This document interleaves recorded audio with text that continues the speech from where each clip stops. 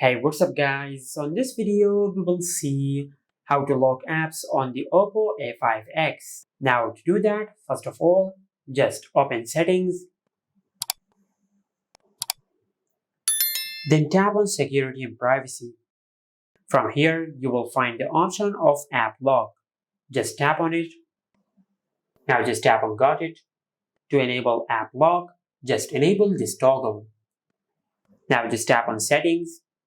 Now from here, just set a 6-digit PIN for your app lock. Now just select use, then enter your PIN one more time to confirm your PIN. Now just link your privacy password to your account or to your email, or just link it with a question in case if you forget your PIN. For now, I will select recovery email. Now just enter your recovery email.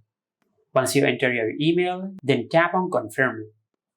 Now after you set up your app lock PIN, now just enable the toggle for the apps which you want to lock.